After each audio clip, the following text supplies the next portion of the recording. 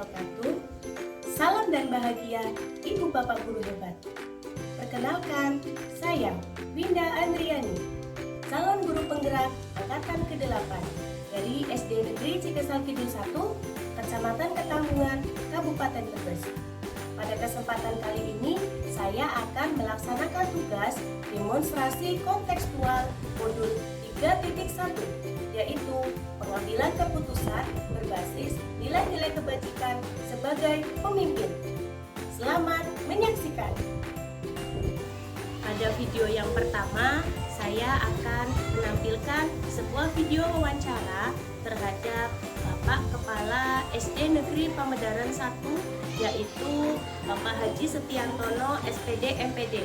Beliau juga merupakan seorang pengajar praktik pada program guru penggerak di Angkatan ke-7 Kabupaten Brebes.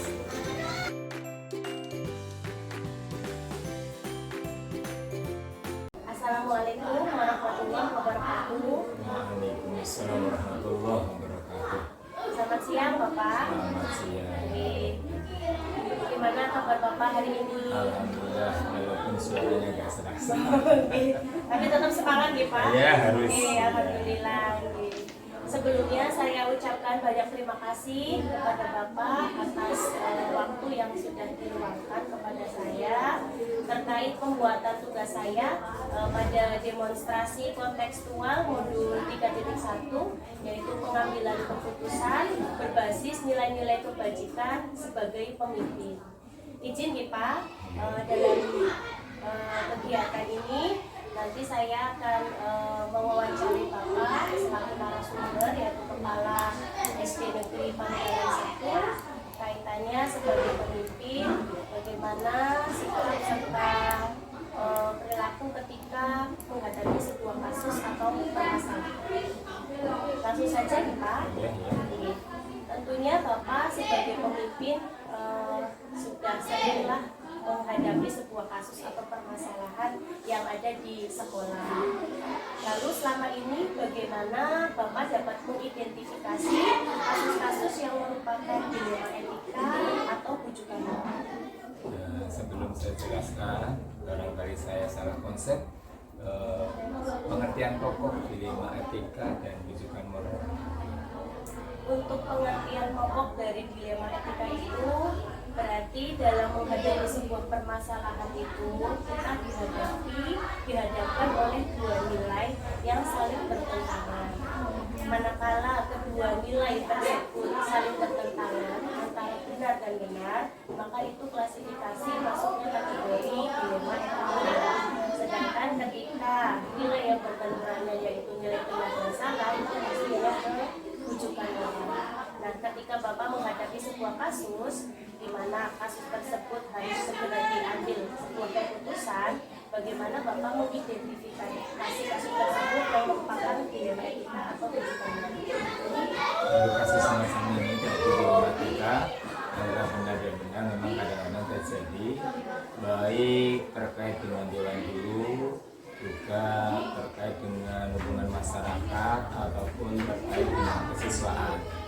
Nah, untuk kasus rujukan moral insya Allah bisa langsung diatasi karena itu sudah jelas bahwa itu hal yang benar setelah diputuskan dengan berbagai risiko tentunya nanti di belakang kita tinjau ulang.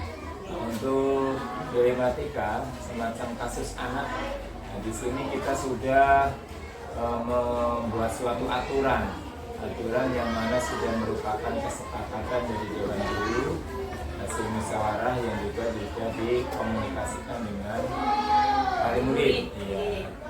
Misalnya tentang penggunaan seragam, kemudian tentang membawa alat makan sendiri, kemudian tentang PSN yang sudah merupakan hasil keputusan dengan wali murid, itu mengenai siswa dan mengenai hubungan wali murid. Mengenai guru misalnya tentang kesepakatan yang telah dibuat kita untuk mendisiplinkan guru.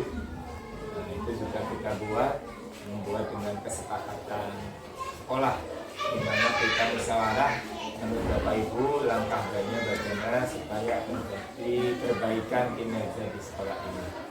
Dan memang kadang-kadang terjadi sedikit pelanggaran, misalnya guru kita sudah sepakat masuk jam 7, kali tidak ketika upacara bendera. Ada kadang-kadang guru yang terlambat tapi tidak sempat memberi tahu lewat WA ataupun dengan pesan informasi. Nah, kita tentunya tetap menanyakan, tidak langsung vonis dulu, menanyakan penyebabnya apa. Dari situ kita bisa menyimpulkan bahwa memang guru itu terlambat memang alasannya bisa.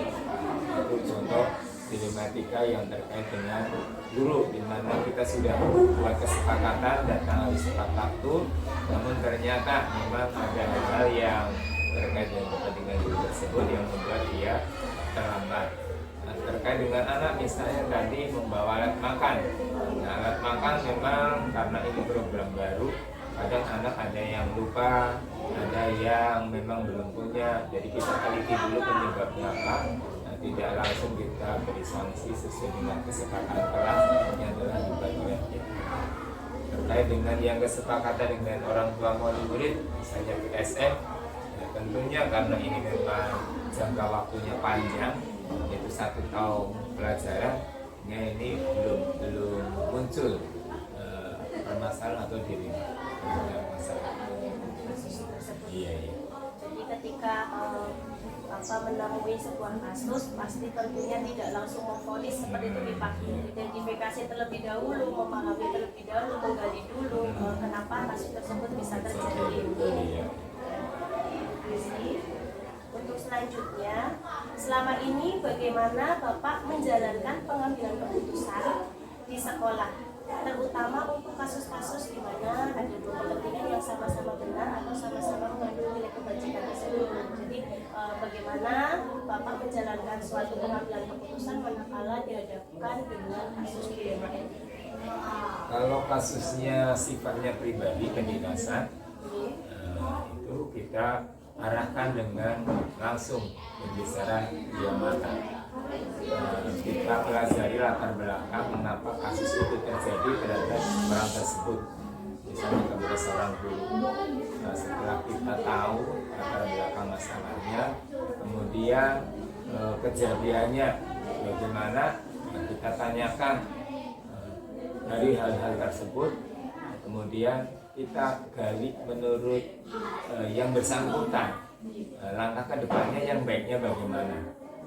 Nah, setelah ada pendapat atau ada inisiatif dari yang bersangkutan yang melanggar katakanlah sebuah aturan, maka kita pelajari untuk jangka waktu tertentu, adakah perbaikan atau tidak.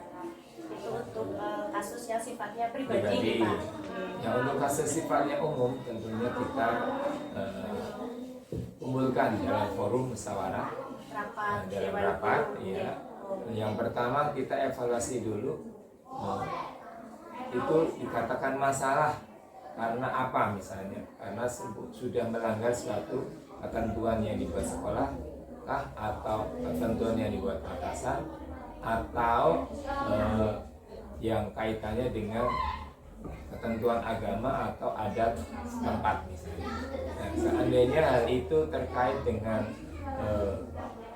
aturan yang dibuat oleh sekolah bersama, maka kita sharing dengan dalam forum musyawarah itu jenis-jenis kesalahannya, sisinya apa, kemudian latar belakang kok dia berbuat kesalahan, apa penyebabnya ya, mengapa. Nah, setelah itu kita gali dari dia untuk bisa lebih baik untuk bagaimana ke depannya menurut yang bersangkutan atau menurut teman-teman yang lain yang satu yang ada dalam forum tersebut.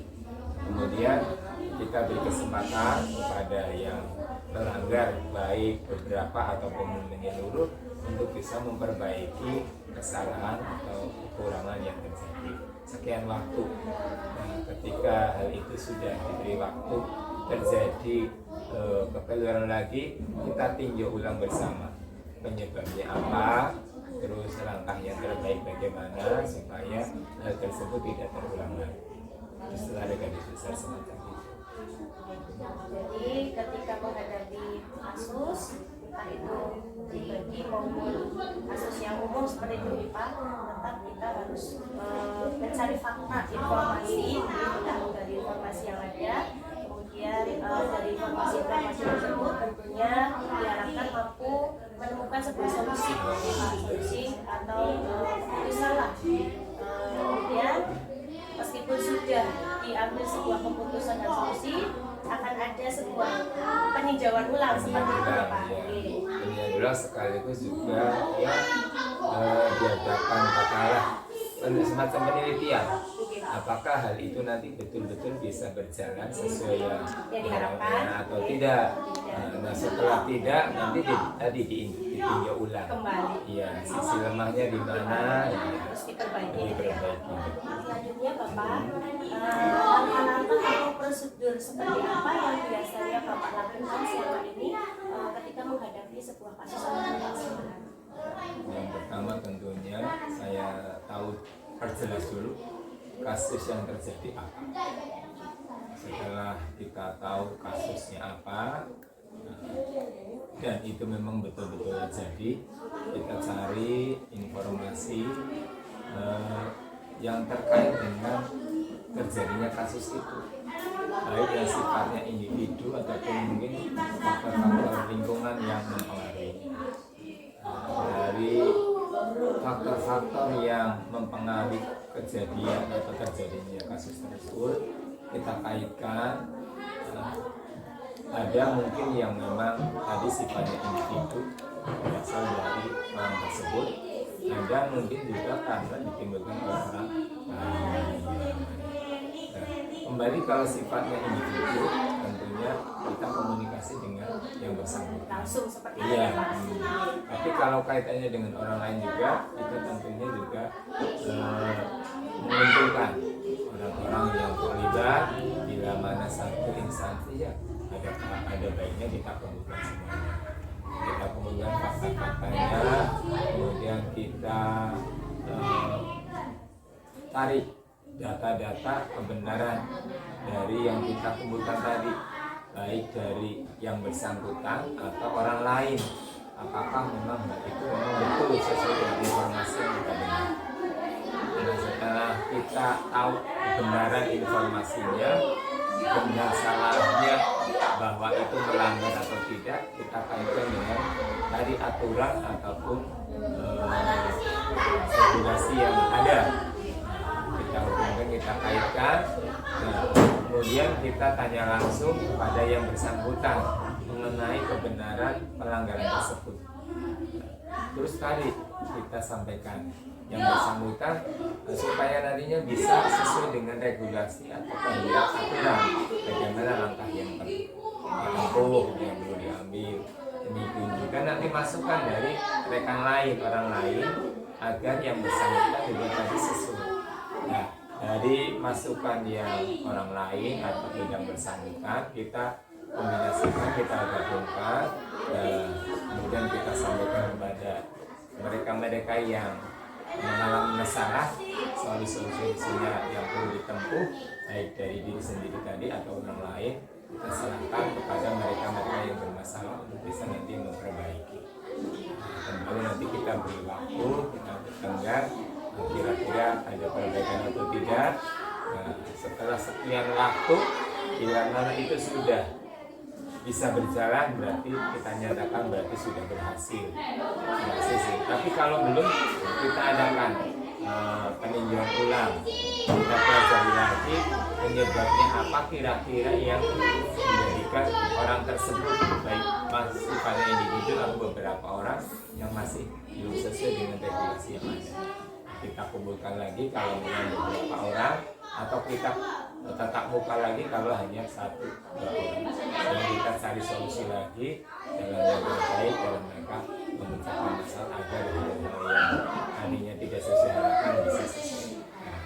Masya Allah sekali nih Pak, langkah-langkah yang input dari mulai identifikasi kasus, kemudian mencari fakta, kemudian tentu tentang berkolaborasi nih Pak, dengan berkoordinasi dengan rekan sejawat atau rekan guru, kemudian melihat data-data kebenaran apa kesalahan dari kasus tersebut, kemudian kita melihat regulasi serta aturan-aturannya, lalu kita bisa mengambil sebuah langkah serta solusi, dan selanjutnya kita lihat perbaikan atau hasil dari solusi tersebut bagaimana, kemudian yang terakhir kita bisa dikatakan refleksi seperti itu ya Pak, refleksi atau meninjau ulang dari apa yang sudah ditentukan.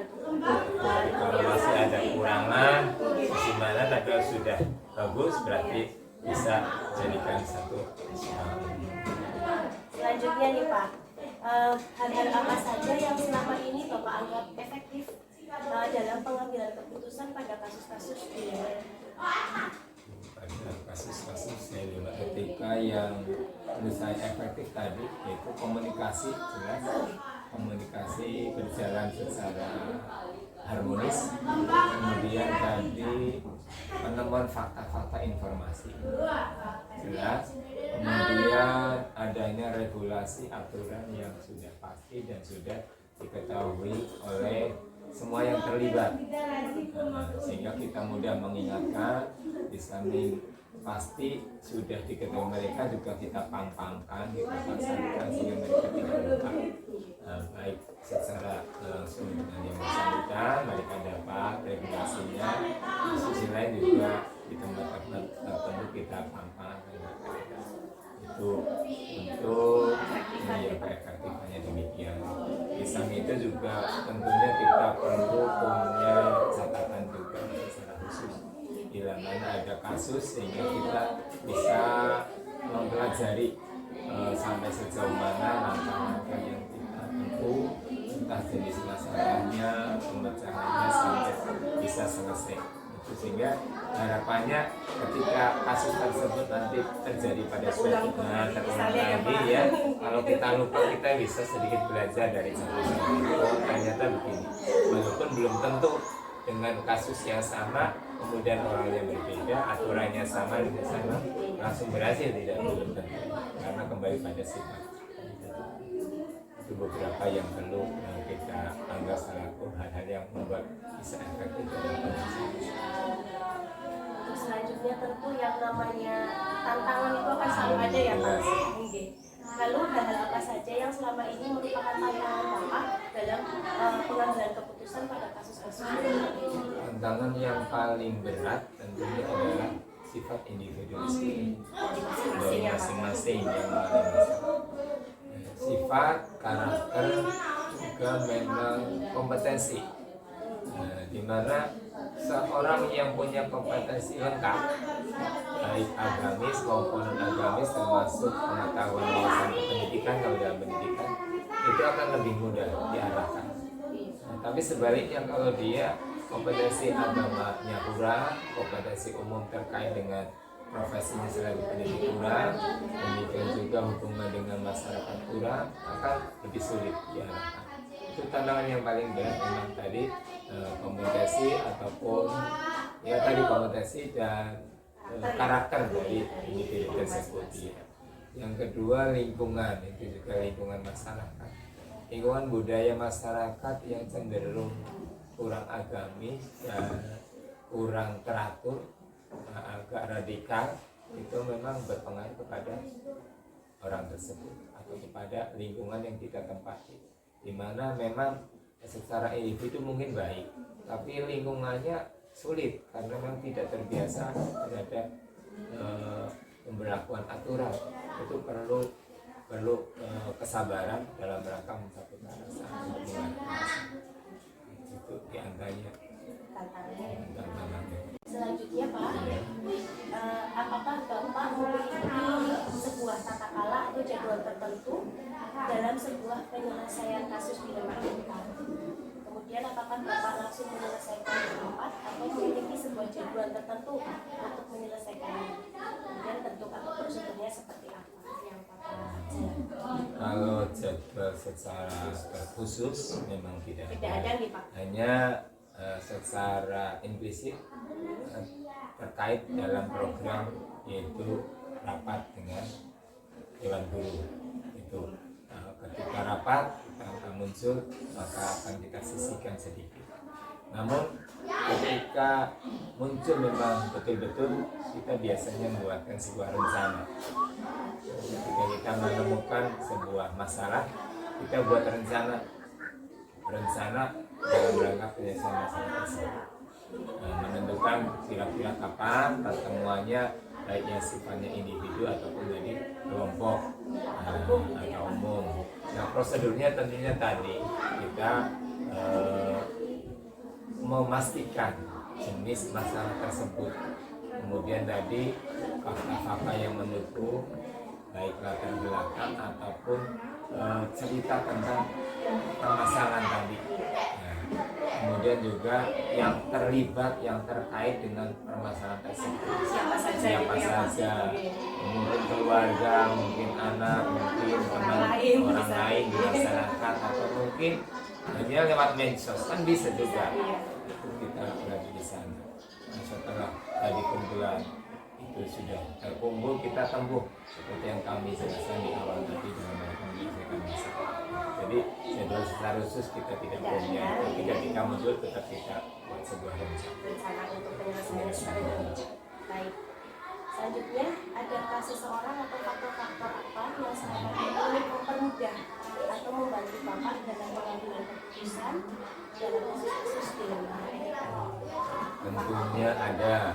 Kalau orang jelas, orang-orang yang menjadi teladan di lingkungan atau dalam hal kedewasaan secara psikologis juga, ataupun kedewasaan dalam wawasan. Secara psikologis misalnya orang yang tua di sini, Senior gitu ya? iya senior, kita bisa jadikan sebagai narasumber untuk sedikit memberikan wawasan kepada mereka yang muda, seandainya yang bermasalah mereka yang muda. Iya, termasuk juga atasan dari kita yang menurut kita memang punya komitmen tinggi, ya punya kredibilitas tinggi untuk bisa jadi contoh. Kita bisa berdayakan beliau-beliau. Kemudian orang-orang tua yang mempunyai hubungan dekat dengan mereka yang bermasalah, itu tentunya jadi faktor. Di sisi lain ya, dari segi material yang bukan makhluk itu faktor yang mendukung, yaitu misalnya regulasi yang ada untuk meyakinkan kepada yang bersangkutan, termasuk juga informasi dari media massa, baik berupa narasi atau mungkin berupa kisah kejadian yang video ataupun yang bisa dikaitkan dengan permasalahan yang bersangkutan. Ini akan sedikit bisa membantu membuka wawasan bagi dia untuk menyelesaikan masalah. Ini diantaranya hal-hal yang bisa mendukung kita dalam menyelesaikan masalah. Hebat sekali nih Bapak, Masya Allah, ilmunya yang sudah disampaikan. Ini yang terakhir nih Pak, Ya. dari semua hal yang sudah Bapak sampaikan, belajar yang dapat Bapak petik dari Bapak selama mengambil keputusan pada kasus dilema. Dan jelas pembelajaran bisa dipetik dalam rangka memutuskan suatu hal, kita harus benar-benar hati-hati agar satu, selamat secara umum dalam arti lembaga terselamatkan, terus yang bersangkutan juga terselamatkan. Karena kadang-kadang secara lembaga, secara kelompok terselamatkan, ini yang bersangkutan merasa dirugikan, atau sebaliknya yang bersangkutan ada yang dirugikan itu. Jadi harus betul hati-hati, dan kita dalam memecahkan masalah juga harus tadi punya catatan kecil lah, supaya satu bisa diikuti perkembangannya, bisa direfleksi. Sisi lain bisa jadi bahan pembelajaran kita sendiri maupun nanti orang lain yang butuh informasi tadi. Dan yang tidak kalah penting, yang namanya masalah tidak mungkin hilang dari kehidupan. Nah, ini ya pasti ada. Karena itu kita harus bisa benar-benar menyambung komunikasi yang harmonis, dan juga mempunyai bahan literasi asik, baik berupa cerita pengalaman video ataupun berupa buku-buku media cetak yang menjadi bahan referensi kita yang mereka menyelesaikan masalah itu. Walaupun memang hal itu belum kita miliki secara lengkap, tapi paling tidak menjadi gambaran supaya kita ke depan memang bisa lancar dan bisa menyelesaikan masalah.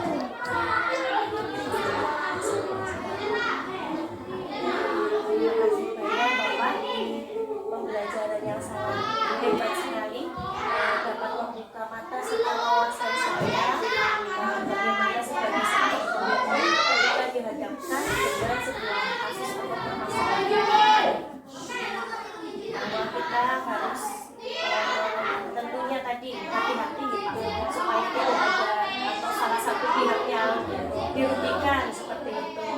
Nah, selanjutnya kita harus memiliki sebuah catatan seperti itu untuk bahan refleksi kita ke depan, dan yang tentunya yang namanya masalah tidak akan lepas dari kehidupan kita. Kita harus menyambung komunikasi dengan yang lain, dengan rekan dan sebagainya, dan yang paling akhir itu kita bisa mencari sebuah literasi atau referensi gitu ya Pak, baik itu di media massa ataupun di media. Demikian tadi wawancara yang sudah saya lakukan dengan Bapak Setiantono SPD MPD selaku Kepala Sekolah dari SD Negeri Pamedaran 1, Kecamatan Ketandungan, Kabupaten Brebes.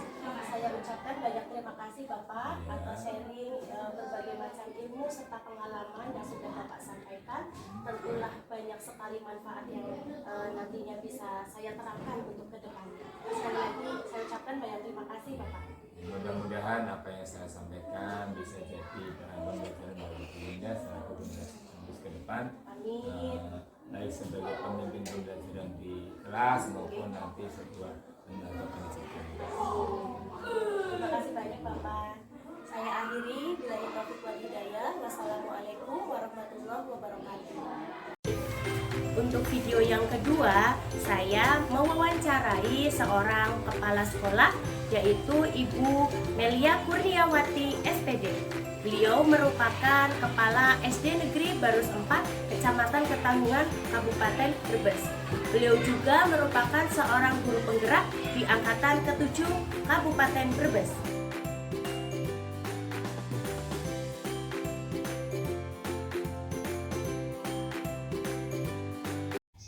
Selamat siang Ibu. Siang Ibu Winda. Gimana kabarnya Bu? Alhamdulillah baik sehat. Alhamdulillah Kabar sehat, Ibu Winda? Ibu. Bagaimana? Alhamdulillah saya juga sehat Bu. Syukur alhamdulillah. Sebelumnya saya ucapkan banyak terima kasih kepada Ibu yang sudah meluangkan waktu kepada saya. Izin Ibu, Iya, monggo, untuk Mbak. kesempatan pagi hari ini saya akan mengajukan berbagai macam pertanyaan kepada Ibu kaitannya tentang pengambilan keputusan yang berbasis nilai-nilai kebajikan sebagai pemimpin.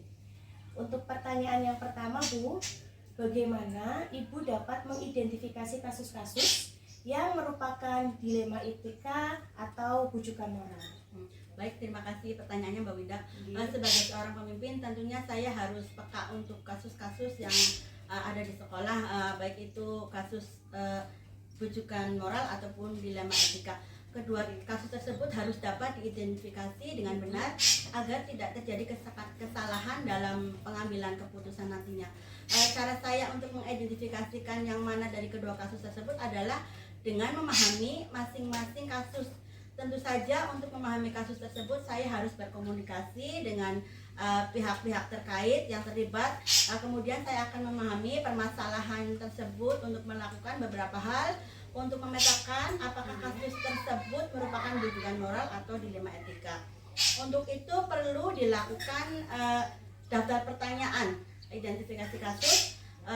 Syarat sebuah kasus itu disebut dilema etika atau bujukan moral itu tentu saja berbenturan atau melanggar hukum atau norma-norma yang berlaku atau menimbulkan ketidaknyamanan sosial. Jika kasus yang diidentifikasi lolos syarat-syarat tersebut, maka dipastikan kasusnya adalah dilema etika.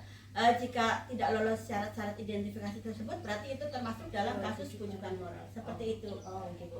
Jadi manakala kita menemui sebuah kasus, kita harus memahami dulu ya Bu ya, Betul. kasus tersebut ya. Ya, apakah itu rujukan moral atau itu dilema etika.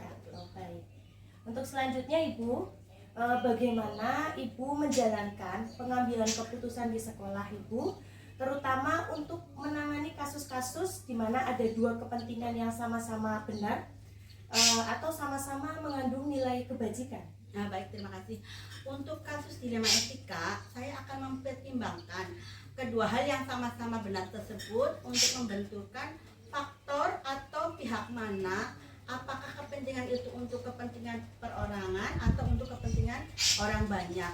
Yang paling mengandung nilai kebenaran atau kesetiaan, rasa adil atau belas kasihan, atau berdampak untuk saat ini atau seterusnya. Jadi saya akan memilih faktor-faktornya itu untuk kepentingan perseorangan atau untuk kepentingan orang banyak, seperti itu. Berarti dipertimbangkan dulu nih Bu, Betul, kasus tersebut ya. Oke. Untuk selanjutnya nih Bu, apa langkah-langkah atau prosedur seperti apa yang biasa Ibu lakukan selama ini dalam menangani sebuah kasus atau permasalahan di sekolah? Baik, terima kasih Bu Indah. Untuk menangani sebuah kasus di sekolah atau permasalahan itu harus dengan sejalan dengan pemilihan nalar atau hati nurani saya sendiri sebagai seorang kepala sekolah. Apakah nanti dampak dari keputusan saya itu akan besar manfaatnya ataukah mudorotnya, dengan mempertimbangkan kepentingan peserta didik jika kasus itu berhubungan dengan peserta didik, atau berdasarkan pada prinsip berpikir berbasis hasil akhir, berpikir berbasis peraturan, dan berpikir berbasis rasa peduli. Tahap berikutnya yang saya lakukan yaitu menginvestigasi dan memeriksa kembali fakta-fakta dan ditemukan peluang-peluang yang akan saya lakukan, lalu saya akan mengambil sebuah keputusan. Keputusan tersebut ditinjau kembali hingga keyakinan atau kebenaran dari keputusan yang akan saya ambil itu sudah fix. Maksudnya selain saya mempertimbangkan beberapa unsur-unsur saya dalam mengambil keputusan, saya juga terlebih dahulu berkeyakinan apakah pengambilan keputusan yang sudah saya ambil itu benar-benar sesuai dengan hati nurani saya sebagai seorang pemimpin. Seperti itu Bunda. Baik Ibu, dari apa yang tadi sudah Ibu sampaikan, bisa saya catat seperti ini Bu, bahwa kita dalam pengambilan keputusan harus menggunakan hati ya Bu. Betul, hati nurani Kemudian juga saya selanjutnya Ibu juga menerapkan prinsip-prinsip dengan berbasis peraturan, Betul. kemudian berbasis rasa peduli. betul sekali. Dan selanjutnya yang paling penting ketika Ibu sudah menentukan sebuah keputusan, Ibu akan meninjau kembali ya Bu. Iya betul, Bisa tidak serta-merta saya langsung ambil keputusan seperti tidak. Kalaupun sudah ditentukan bahwa inilah hasil akhir keputusan, maka akan Ibu refleksikan seperti itu ya Bu. Betul, seperti itu. Oke, baik. Untuk selanjutnya nih Bu, hal-hal apa saja yang selama ini Ibu anggap efektif dalam pengambilan keputusan pada kasus-kasus dilema etika? Baik, terima kasih. Dalam kasus pengambilan keputusan dengan dilema etika, hal efektif yang perlu dilakukan adalah dengan cara menyederhanakan pokok permasalahan dan membangun kebijaksanaan. Artinya begini Mbak Bunda, dalam kasus dilema etika kan itu artinya kita benar lawan benar ya. Jadi saya lihat dulu pokok permasalahannya. Apakah nanti dengan pengambilan keputusan saya itu kembali lagi akan ada manfaat yang bisa didapatkan atau mudorotnya. Jadi saya selalu mempertimbangkan segala sesuatu yang akan saya putuskan terlebih dahulu, walaupun itu kasusnya dilema etika, tapi saya tidak serta-merta langsung ambil keputusan ini saya harus begini. Tapi seperti tadi Mbak Winda katakan, saya juga harus merefleksikannya terlebih dahulu, mempertimbangkannya apakah sudah sesuai dengan hati nurani saya, ya, dengan langkah-langkah yang saya ambil, seperti itu Mbak Winda. Selanjutnya Bu, hal-hal apa saja yang selama ini merupakan tantangan Bu dalam pengambilan keputusan pada kasus-kasus dilema etika? Baik, hasil keputusan yang diambil mungkin akan ada pihak yang tidak dapat menerima sepenuhnya keputusan dari kontra saya. seperti itu ya Bu. Karena mungkin keputusan yang saya ambil mungkin ada juga yang tidak cocok ya, ada yang kontra lah istilahnya seperti itu. Proses yang untuk dapat memahamkan sebagian orang yang istilahnya tidak ikhlas atau tidak sesuai dengan keputusan yang saya ambil, untuk menerima dan menjalankan keputusan menjadi sebuah tantangan, serta untuk tetap istiqomah untuk menjalankan keputusan yang sudah disepakati. Jadi intinya itu saya akan melakukan pemahaman kepada orang-orang yang terdampak dari keputusan yang saya ambil, seperti itu, Bu. Baik, memang dalam pengambilan keputusan seperti tadi yang sudah disampaikan oleh Ibu pasti ada pro kontra ya Bu. Dimana yang kontra inilah yang menjadi tantangan ya Bu. Iya, betul sekali. Lalu keputusan tersebut akan disikapi oleh Ibu dengan cara memberikan pemahaman kepada beliau-beliau ini yang istilahnya ya terdampak dari terdampak dari juga ya Bu. keputusan yang saya ambil, seperti Oke. itu. Untuk pertanyaan selanjutnya Bu, apakah Ibu memiliki sebuah kata-kala atau jadwal tertentu dalam sebuah penyelesaian kasus dilema etika?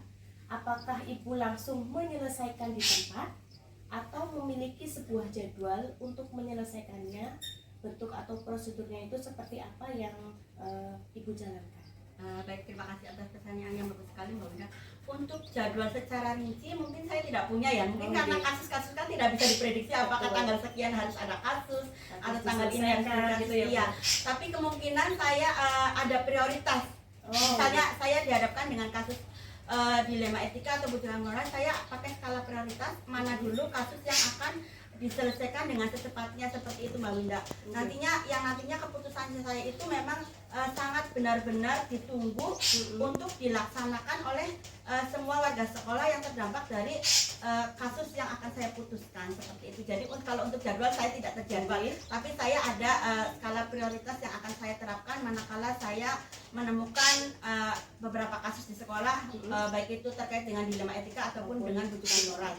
Seperti ini hanya sekedar intermezzo saja ya Mbak Winda. Ada salah satu guru di sekolah saya yang mungkin karena di dilema etikanya itu dia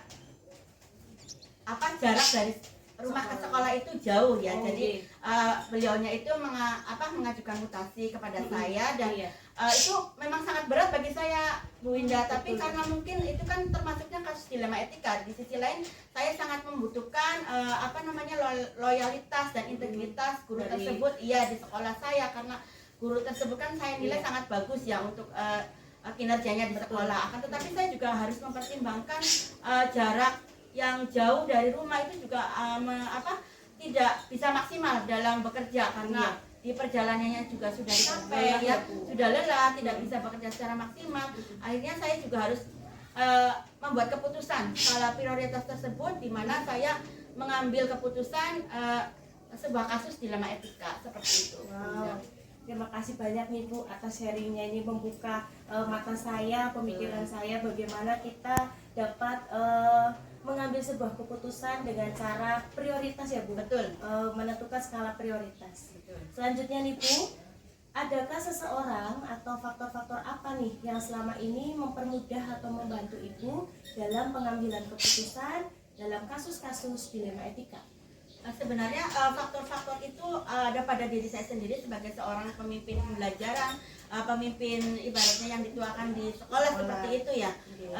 Saya hanya berpedoman pada pengelolaan emosi saja Bu.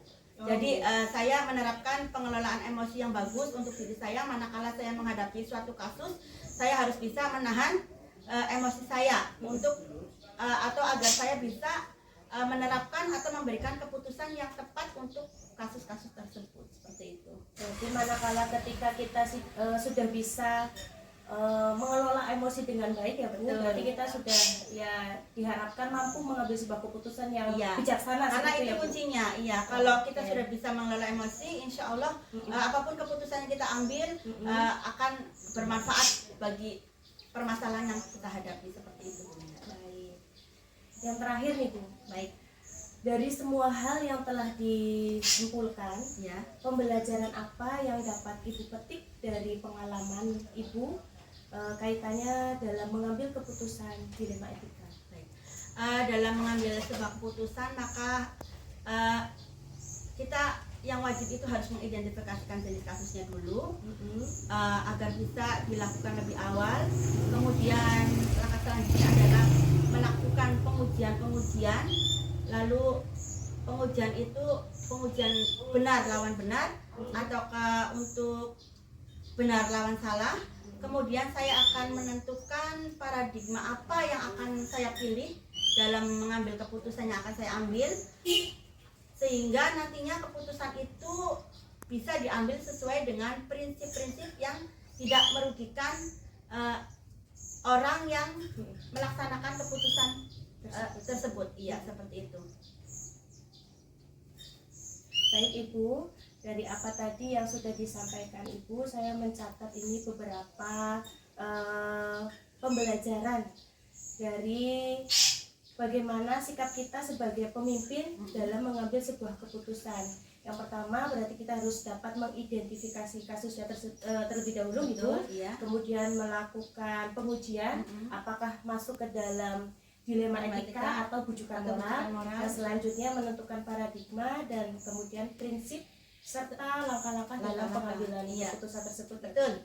Masya Allah Ibu, luar biasa ilmu yang saya dapatkan pada kesempatan pagi hari ini. Saya ucapkan banyak terima kasih kepada Ibu atas berbagai macam sharing serta pengetahuan dan pengalamannya nih Bu. Mudah-mudahan apa yang tadi sudah Ibu sampaikan pastilah bermanfaat untuk saya ke depannya. Amin. Sekali lagi saya ucapkan terima kasih ya Bu. Sama-sama Bu Indah, Amin. semoga Bu Indah sukses dalam Amin. menjalani pendidikan guru penggerak 88 dan nantinya bisa menjadi pemimpin pembelajaran yang bisa dijadikan contoh dan suri tauladan bagi teman-teman khususnya di sekolah dan bagi Amin. teman-teman guru pada umumnya. Salam sukses Amin. buat Bu Indah. Terima kasih Bu Melia di Matenun. Sama-sama.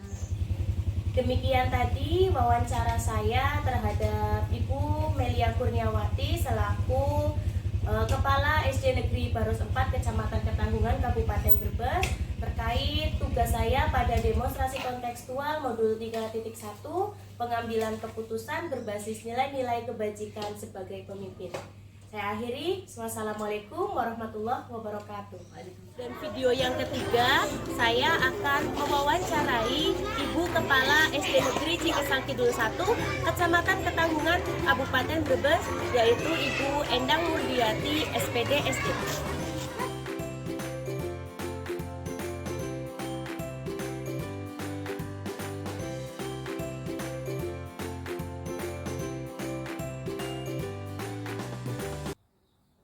Assalamualaikum warahmatullahi wabarakatuh. Waalaikumsalam warahmatullahi wabarakatuh. Selamat siang Ibu Endang. Selamat siang. Gimana kabar Ibu hari ini? Saya kabarnya baik, Mbak. Ini dalam keadaan sehat walafiat. Alhamdulillah. Sebelumnya izin Ibu, saya mengucapkan banyak terima kasih atas kesediaan yang sudah Ibu berikan kepada saya, waktu yang telah diluangkan kepada saya terkait pembuatan tugas saya pada demonstrasi kontekstual di modul 3.1, yaitu pengambilan keputusan berbasis nilai-nilai kebajikan sebagai pemimpin. Nanti saya akan mengajukan pertanyaan kepada Ibu terkait sebagai pemimpin, bagaimana sikap serta apa yang kita lakukan manakala menghadapi sebuah kasus atau permasalahan. Izin untuk menyampaikan pertanyaannya Ibu. Tentunya Ibu ketika menjadi seorang pemimpin dihadapkan oleh berbagai macam permasalahan atau kasus-kasus yang terjadi Ibu. Nah, selama ini bagaimana Ibu dapat mengidentifikasi kasus-kasus yang merupakan dilema etika atau kasus yang termasuk bujukan moral? Dalam menghadapi kasus di sekolah, pasti ada dua kepentingan yang mana kita harus memilih salah satu. Jika keduanya sama-sama baik, maka itu masuknya dilema etika. Nah, itu menurut saya yang sedikit sulit sebab harus memilih salah satu dari dua nilai yang bertentangan. Kalau nilai keduanya tidak bertentangan, maka kasus tersebut masuk ke dalam rujukan moral. Baik, berarti ketika ada sebuah kasus kemudian ada dua nilai yang saling bertentangan ini, Ibu masukkan kategorinya sebagai dilema etika ya Bu, yang mana berarti kita harus mengambil sebuah keputusan dari kedua nilai yang sama-sama benar ini namun bertentangan seperti itu ya Bu. Iya. Oke. Selanjutnya, selama ini bagaimana Ibu menjalankan pengambilan keputusan di sekolah Ibu, terutama untuk kasus-kasus di mana ada dua kepentingan yang sama-sama benar atau sama-sama mengandung nilai kebajikan, Bu? Meski kedua nilainya bagus dan baik, kita tetap harus segera memutuskan dan mengambil keputusan dengan cara mengambil manfaat. Manfaat mana yang lebih baik dari nilai kasus tersebut. Jadi Ibu akan mempertimbangkan seperti itu ya Bu. Pertimbangkan. Ketika pengambilan sebuah keputusan akan dipertimbangkan manfaat apa yang akan dihasilkan ketika Ibu mengambil sebuah keputusan itu. Oke. Selanjutnya, ketika Ibu akan mengambil sebuah keputusan tentu ada sebuah prosedur nih Bu. Lalu langkah-langkah atau prosedur seperti apa yang biasanya Ibu lakukan selama ini? Saya biasanya membawa permasalahan ini ke dalam forum rapat Dewan Guru dengan mengumpulkan rekan-rekan untuk diskusi bersama.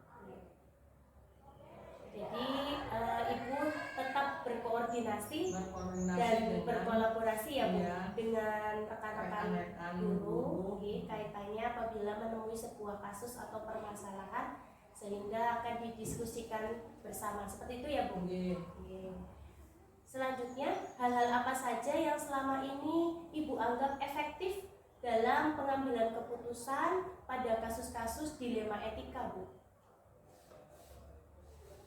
Dalam pengambilan keputusan ini ada tiga, semuanya ada tiga. Satu, mengumpulkan teman-teman, kemudian menyampaikan secara runut permasalahannya untuk segera ditindaklanjuti. Yang kedua, kita lihat juga regulasi atau peraturan-peraturan yang berkaitan dengan kasus tersebut. Yang ketiga, selanjutnya kita rekap dengan mengambil manfaat mana yang lebih baik dengan resiko yang sedikit. Dari situlah sudah kita dapat mengambil sebuah keputusan. Baik, dari yang sudah Ibu sampaikan tadi ada tiga hal yang efektif ya Bu dalam mengambil sebuah keputusan. Yang pertama, Ibu akan tetap berkoordinasi serta berkolaborasi dengan mengumpulkan teman-teman guru, kemudian mendiskusikannya ya Bu. Untuk yang kedua, Ibu melihat regulasi atau peraturan terkait kasus atau permasalahan yang dihadapi, dan yang ketiga kemudian mereka dan menentukan manfaat-manfaat yang ditimbulkan sehingga Ibu akan bisa mengambil sebuah keputusan. Oke. Selanjutnya Ibu, hal-hal apa saja yang selama ini merupakan tantangan Bu? Tentu dalam mengambil sebuah keputusan dari sebuah permasalahan Ibu menghadapi tantangan Ibu. Nah, pastinya gitu. Nah, tantangan yang Ibu hadapi dalam pengambilan keputusan pada kasus-kasus dilema etika itu seperti apa? Tantangan yang saya hadapi yaitu bagaimana menyampaikan dasar pertimbangan saya kepada seluruh warga sekolah agar mereka dapat memahami pertimbangan kenapa kok saya sebagai pemimpin mengambil keputusan seperti ini. Untuk pertanyaan selanjutnya Bu, apakah Ibu memiliki sebuah jadwal atau tata kelola tersendiri dalam sebuah penyelesaian kasus dilema etika? Apakah Ibu langsung menyelesaikan di tempat atau memiliki sebuah jadwal untuk menyelesaikannya? Kemudian bentuk atau prosedur seperti apa yang Ibu jalankan? Selama ini spontan, tidak ada jadwal tertentu yang disusun.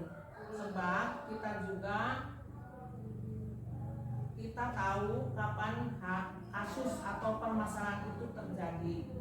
Yang jelas, ketika ada kasus atau permasalahan, maka kami akan langsung menindaklanjuti sehingga tidak berlarut-larut. Baik, berarti tidak ada jadwal khusus ya Bu Tidak dalam ada, penanganan ya. atau pengambilan keputusan pada Keputusan sebuah langsung. kasus. Oke. Yang utamanya manakala Ibu menghadapi sebuah kasus atau permasalahan, maka kasus tersebut sebisa mungkin supaya tidak berlarut-larut seperti itu ya Bu. Iya. Oke, berarti harus segera diselesaikan. Baik. Selanjutnya Bu, apakah ada seseorang atau faktor-faktor apa yang selama ini mempermudah atau membantu Ibu dalam pengambilan keputusan terkait kasus-kasus dilema etika? Faktor yang membantu saya Oke.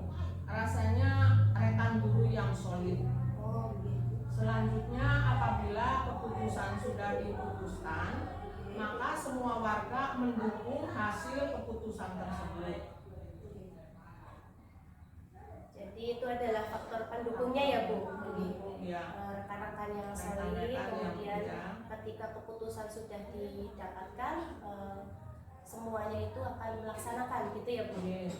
Kemudian ini pertanyaan yang terakhir Bu. Oke. Dari semua hal yang telah Ibu sampaikan, pembelajaran apa yang dapat Ibu petik dari pengalaman Ibu terkait pengambilan keputusan dalam kasus dilema etika? Sebagai manusia yang hidup, berkembang, kita tidak dapat menghindari sebuah masalah atau kasus dalam sebuah lembaga atau sekolah. Pembelajaran yang bisa kita petik yaitu segera mungkin kasus itu diselesaikan. Jangan menunda-nunda karena nanti siapa atau ada kasus lain yang muncul. Kemudian jangan dihindari kasus atau permasalahan ini dihadapi dan diselesaikan. Sebisa mungkin putusan dari kedua nilai itu yang paling bermanfaat dan paling kecil resikonya. Jadi pembelajaran yang sangat luar biasa ini Bu. Yang terakhir ya. Oke. Berarti kita itu ketika menghadapi sebuah kasus atau permasalahan jangan pernah menghindari ya Bu, malah harus kita segera diselesaikan. Kemudian kasus tersebut tentunya menjadi sebuah tantangan kita ya Bu. Ya. Kemudian bagaimana tadi langkah-langkah serta prosedurnya yang harus dilakukan itu kita berkoordinasi serta berkolaborasi dengan rekan-rekan yang lain. Masya Allah. Terima kasih banyak Ibu atas sharing pengalaman serta ilmu yang telah Ibu berikan pada kesempatan siang hari ini. Saya ucapkan banyak terima kasih. Saya akhiri. Billahi taufiq wal hidayah. Wassalamualaikum warahmatullahi wabarakatuh. Waalaikumsalam warahmatullahi wabarakatuh. Selamat Mbak. Ya. Terima kasih.